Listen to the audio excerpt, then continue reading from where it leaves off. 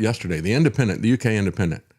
They talk about all these differences over policy that Trump and Massey have had. And again, Ed Galbraith says, well, yeah, he's like Ronald Reagan. No, he's exactly the opposite of Ronald Reagan.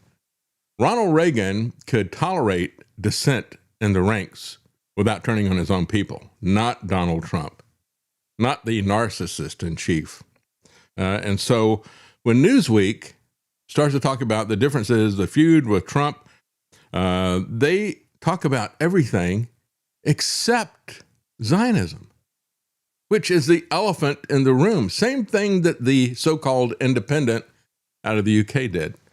It tells you everything you need to know about these news outlets. When I talk about Newsweek, I've always said the way you spell week is W-E-A-K. It's not W-E-E-K. Massey endorsed Trump in the 2024 presidential election, they said. Again, he got on Trump's wrong side back in 2020 when he voted against the $2 trillion COVID relief package. Now, let's understand, if you look at the rate that we're accumulating massive debt, Trump put us on an entirely new slope with that move. Biden maintained that. And so has Trump in this term, although he's starting to accelerate the slope again. Massey stood against that, and one of the things that he was accused of grandstanding because he told the Congress, he said, you're not going to vote by mail to do this. You're going to come in person to vote for this. And his intention, I think, was to show that the COVID pandemic nonsense was really hyped up fraud. And of course, this was fraudulent as well. The COVID relief package, we see most of that money going to fraud and to billionaires, even the stuff that was supposedly earmarked for small businesses. So Trump called for him to be thrown out of the GOP at that point in time. Again, this is always what you see the people say, well, he's grandstanding. And I find that the most incredible projection from all of these Trump supporters. How could they accuse anyone of grandstanding if they were to look at Trump himself, the grandfather of grandstanding? So again, Massey was right to oppose the fraud of COVID and the debt, and he's been right in all of these disagreements with Trump. He opposed the president's foreign policy decisions as well. He supported a war powers resolution. That's called the Constitution, folks, that would curb Trump's ability to declare war on Iran. That's not in the Constitution. He also has broken with the president on the One Big Beautiful Bill Act. Let's understand, it's not a big, beautiful act. It is a big, ugly debt that he put in there. And he said there's a lack of spending cuts in here. And so Trump accused him of being against tax cuts. Yeah, we're going to cut taxes, but we're going to raise spending. From the guy who bankrupted 6 casinos. That's what he is talking about here. He criticized the administration's handling of Epstein documents, says Newsweek. No, it was not the handling, it was the cover-up. And of course, that's one of the big reasons why Bongino is so angry. He had to run out of Washington because he knew he was going to be facing all kinds of hearings, impeachment, not impeachment, but perjury traps that were going to be there. He's either going to have to lie for Trump or he's going to have to grandstand and not show up. That's why he's angry. Trump said, well, this guy's an automatic no matter what. He says, if we did welfare reform, if we did the greatest thing in history for religion, what is Trump going to do the greatest thing in history for religion? You know, Jesus was critical of religion. It's not about religion. It's about relationship. Trump just can't get past the point of constantly comparing himself to Jesus. We see it every day, and you see his followers doing it every day, just like Eric Metaxas. And then when they're called out on, oh, it was satire, it was a joke. Yeah, it's a joke like him wanting to be king. That's not a joke. We had here, as we're talking about the 250th anniversary of people fighting against King George III for their freedom. Now we have to fight against King Trump the turd for our freedom. It's this case of Cynthia West, who is out there, the hush money. Just understand that it is her word against both Thomas Massey and Sparks, who is the Congresswoman, Victoria Sparks of Indiana. And logic and time and frames. Logic. Yeah, and the timeline, none of it makes any sense. Again, this is after his wife died, unlike Trump, who doesn't wait for his wife to die before he starts finding other girlfriends, porn stars and stuff like that. This is somebody that Massey met who lived in Florida. He wanted her to move to D.C., so he said, let me help you find a job with somebody in terms of staff. And he helped to get her a position in this other congressional office. And she said, well, I don't have any money because my ex-husband, is not paying me alimony and support. So he loaned her $10,000. She gave back $5,000 of it. And then she said, well, he tried to bribe me with $5,000 to be quiet and to stop the lawsuit that I had against the woman who hired her. The reality is she had a temporary contract for 60 days. They did not renew the contract. I wonder why. And so then she sued them. And the congressional office said, well, we'll offer you a settlement. She refused the settlement, which is far more than what she accused Massey of trying to bribe her with. And the person that hired her, Victoria Sparks, said in a statement, she said, West was not fired. Her office chose not to extend her temporary 90-day employment due to, quote, concerning conduct by Ms. West, adding that the complaint against her office came a few months later, and she had denied this and refused to settle. So Massey said, it's a sad thing that a week before an election, people are making false, unsubstantiated allegations about me, an obvious attempt to influence the outcome of this election. And they're not just cooking up these false accusations, but they're matching it with $5 million in just the last week to run these additional ads that are lies and slander. So Victoria Sparks defended Massey in her statement. She said he's one of the strongest supporters of women in Congress, a defender of women's rights among her GOP colleagues. Can't say that about Trump, can you? But again, this is Newsweek, W-E-A-K. They talk about everything except the elephant in the room, which is AIPAC and the Zionist lobby. As a matter of fact, today I introduced a bill called the AIPAC Act. You'll see this come up. Nobody knows this. I'm debuting it on your show right now, which would make AIPAC subject to Foreign Agent Registrations Act. For some reason, they're immune right now. And I think not just the money that's spent in politics, but the lobbying that happens on Capitol Hill should be reported if it's a foreign country, whether it's Great Britain, absolutely, Australia, it should Turkey, Qatar, or Israel. It needs to be reported. And the amount of money that goes to these influencers, it's really interesting. You'll see them sort of all, publishing the same attacks online almost simultaneously. Or they got their talking points. They're all on the same page, and it's like they're receiving talking points. They're trained SEALs. Disclose that they're receiving this money, right? Whether it's Jesse SEALs or it's Navy SEALs. I've said this so many times. When I sleep, I think about it. I'm Thomas Massey, and I approve this message. I'm Thomas Massey, and I approve this message. That's either at the front or the end of every commercial I do. And when I send out a piece of mail, it says who did it, and, my campaign, Thomas Massey for Congress, approved by Thomas Massey for Congress, paid by. And we need that. I believe we should have that same sort of truth in advertising on social media, because if it's a good idea in the other outlets, it would be a good idea on social media, particularly because so much of it is foreign money. I remember all of these complaints about election interference, fraudulent elections, and the Russians being involved, and who else being involved. And bots, right? But really, the elections are being influenced online. Yeah, they want you to be concerned about bots. They want to make sure that we don't have any anonymity or free speech on social media. But they don't want you to be concerned about the congressmen who've been bought. That's the reality. I cannot wait for May 19th. It's going to be so great.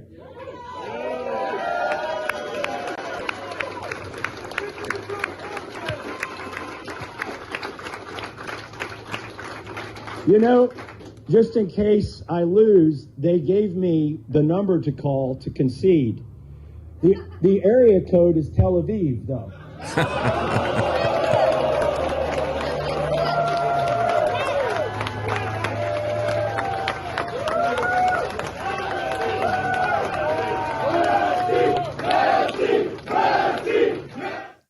Well, I hope that works for him. You know, we've had situations. I remember when George Soros was buying elections for district attorneys and even for state attorneys general. And typically, the only people who were able to push back on that and win, because he would drop in millions of dollars into these, what had been really cheap local elections, the people who were able to beat him back were the people who called him out on it. You have to call out this outside money. These people have an agenda that is not the agenda of the people who are there. As a matter of fact, when you look at the agenda of both War Pete and Ed the Trained SEAL, this is what the guy has to say. Yeah, look at that. Surprise, a giddy Pete Hegseth drops in after Ed Galrine promises to bring back the draft. I want war. I want war for Israel, and I want the draft back. Well, that sounds like a winning combination, doesn't it? He certainly is not interested in the things that affect us personally, except for the fact that war impoverishes us and endangers our lives, even here at home. We're not going to be immune from this. We have been in the past, but technology is changing. What Massey is concerned about are things like Donald Trump giving legal immunity to companies that want to poison us and give us cancer, like Bayer with glyphosate. Well, I support obviously the First Amendment, Second Amendment, Fourth Amendment. Fourth Amendment is privacy. 10th Amendment is states' rights. But I also support you the think Seventh Trump Amendment. could even say what those amendments are about? These are amendments in the Bill of Rights that people have long since forgotten. What is the Seventh Amendment? The right to a jury trial. They're trying to get immunity for data centers, for pesticides, for big tech when they steal inventions from little guys. They're trying to get all kinds of immunity and prevent jury trials. This is something that's not even on people's radar, but it has shown up on radar, and we've been successful. We got it struck from the Farm Bill. They were trying to put immunity for glyphosate in there, which is an herbicide. Yeah, and of course you got people like the Speaker of the House, the Republican Speaker of the House, famously saying, "Oh, we can't do search warrants." Can you imagine how long that would take us to do search warrants? Yeah, just like George III, right? So again, Hegseth stumping for a candidate like this is a big break from what is normal. Now, a lot of people have said that it's a violation of the Hatch Act. Well, the Hatch Act, as I see it, is very subjective, but it doesn't look to me like it is a violation of the Hatch Act. It is a violation of norms. It is a violation of decorum. But of course, Pete Hegseth is a walking violation of what is normal, what is decorum. He is a walking violation of what is Christian, as he calls himself a Christian nationalist. But nevertheless, he accuses Thomas Massey of aiding America's enemies. Well, actually, he is... he's not aiding America's enemies, because America's enemies are Donald Trump and War Pete. They are the greatest enemies. They represent the greatest enemies. They represent the Zionist-occupied government. They represent people who trash the Constitution, who trash the domestic law, the internal rules of the Pentagon, and international law and treaties and conventions on warfare. These are people who declare war themselves in defiance of the Constitution. These are people who kill survivors who are non-combatants. These are people who start wars of aggression. Folks, they are literally traitors and terrorists. What is a terrorist? A terrorist is somebody who uses violence or the threat of violence to achieve their political ends, right? Does that not describe the entire Trump administration? And Pete Hegseth is the lethality arm of that. Yeah, he's a terrorist. Hegseth is a terrorist. You're a terrorist, a murderer, an immoral person in terms of what you've done.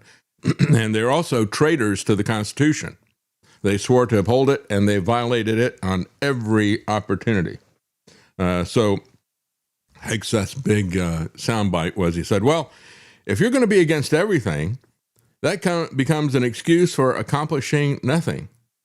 Well, he may be right about that. Because if you oppose everything that the District of Orwell is doing right now in Washington, you're likely to accomplish nothing. Because most of the people that are there are crooks.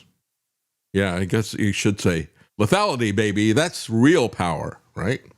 Power to kill people. That's what I want. You see, Fox News' Laura Ingraham. Maybe she's auditioning for a position in the Trump administration here. She said, if Massey is a true conservative, then why does everyone on the left want him to win? I just can't get out of this left, right, Republican, Democrat. If the Democrats say something nice about him, he has to be bad. I mean, we can't, even if the Democrats are opposing the war for purely partisan reason, we can't oppose the war. We can't do the right thing because the Democrats are doing it. That's what Laura Ingraham wants you to think. That's what Fox News sells you. It's this Hegelian dialectic. You have to be with us or you're a terrorist type of thing. No, again, if you oppose war, if you oppose Trump's imposed austerity, that's what this inflation is. Trump has become a pain in the gas. You just look at the pump. And again, if you oppose that, then you must be with the Democrats. The Democrats may oppose it for purely partisan reason, but for purely partisan reasons, Laura Ingraham says you can't oppose it when Trump does something wrong. Again, just another suck-up sycophant of Fox News. You spell that F-A-U-X as in faux news, who probably wants a position in the Trump administration. Then National Review. It's kind of interesting because National Review went to war with the John Birch Society. And the John Birch Society, and that was when William F. Buckley was there, heavily involved with the CIA. Buckley was. He wrote novels about it. It was rumored that he was with them. And of course, they loved him on NPR, didn't they? But he hated the John Birch Society. People who loved the Constitution. People who would rank people according to their fidelity to the Constitution, their fidelity to economic stability, their fidelity to individual liberty. And of course, Massey is ranked 99, I believe, by their rankings at the John Birch Society. But they threw out Joe Sobran, who was their editor, really good editor, because he said, I don't think, as he was America First, he said, I don't think we need to be giving money to Israel or anybody else. You know, he was a Pat Buchanan conservative. He said, you know, let's not have this overreaching American empire. That's not what this country was founded on. It's not in the interest of our country. It's not in the interest of Americans to do this. This is a small cabal of people in Washington who want this. And so they called him anti-Semitic. It was, as a matter of fact, you know, what National Review did to Joe Sobran when they kicked him off as editor was the first time I saw the Israeli lobby come after somebody who didn't want them to have a blank check from the American taxpayer, coming after him with charges of being racist. He was not racist. And so National Review is doing it again. They're coming after Thomas Massey. They wrote an op-ed piece, a headline, Thomas Massey deserves to lose, they said. This is coming from National Review. We have a lot of time for quirky, go-it-alone libertarians, they said, but we prefer if they aren't noxious critics of Israel. Well, you know, I prefer my conservatives to be fans of America, not puppets of Israel, like National Review. They disgust me. And they called him, they said he's pushing fringy, toxic ideology. That's right. You cannot criticize Israel, especially at National Review. Just understand that National Review is not what it pretends to be. They went on to say in their op-ed piece, it's telling that a pro-Massey super PAC is running an ad in the race that portrays the billionaire investor and anti-Massey donor, Paul Singer, billionaire, who is Jewish, alongside a rainbow-colored Star of David. Well, it is telling. It's telling the truth, because this guy in Israel has been one of the key pushers from the very beginning of this LGBT stuff. And he is a Zionist. Why not put the Zionist Star of David? And by the way, that's not a Jewish symbol from Moses. That is a pagan symbol that was adopted by the Zionists when they began that movement back in the 1800s. So, yeah, if you oppose war and Zionism, National Review says it is fringy, toxic ideology. Let me tell you, the National Review is toxic ideology. Always pushing war. National Review is like Lindsey Graham. I remember their comment. It was pithy, but it was abhorrent. They said before the Iraq War, they said, the U.S. can and should reduce the Iraqi military to twisted metal. Why should we? Because Netanyahu said so? Is that why?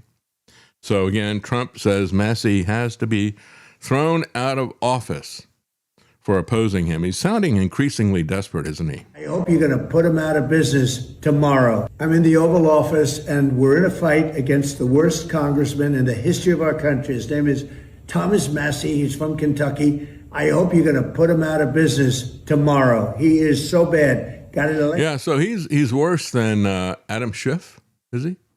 He's worse than Nancy Pelosi. He's worse than Lindsey Graham. And I could go on and on and on. We got a long list about, what is it? We got 535 of them. There's 534 names I could run through. Every single one of them is abhorrent. This is the only guy that is there holding the line for the Constitution. Well, and you notice that Trump doesn't have any specific issues with how Massey has betrayed the Constitution or the American people, which Trump does continuously. Yes, Lance? He's the worst senator as far as Israel is concerned. Yeah, that's right. What Trump cares about.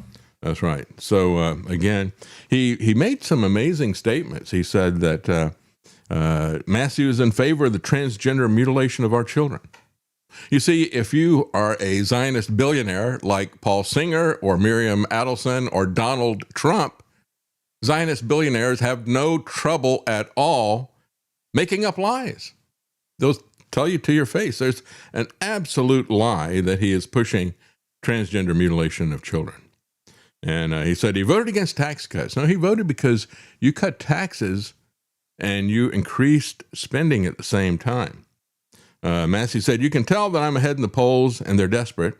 That's why they're sending the Secretary of War to my district tomorrow. He said that on Sunday.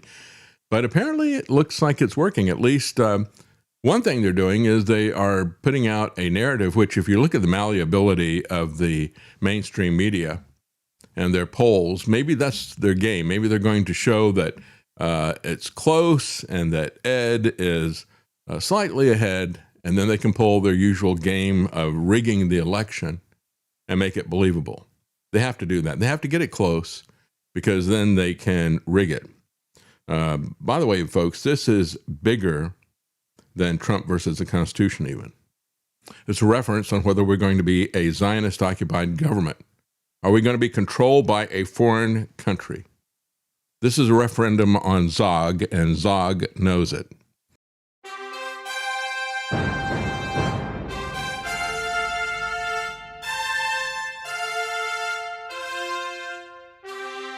The common man. They created Common Core to dumb down our children. They created Common Pass to track and control us. Their Commons Project to make sure the commoners own nothing. And the communist future. They see the common man as simple, unsophisticated, ordinary. But each of us has worth and dignity created in the image of God. That is what we have in common. That is what they want to take away. Their most powerful weapons are isolation, deception, intimidation. They desire to know everything about us while they hide everything from us. It's time to turn that around and expose what they want to hide. Please share the information and links you'll find at thedavidknightshow.com. Thank you for listening. Thank you for sharing.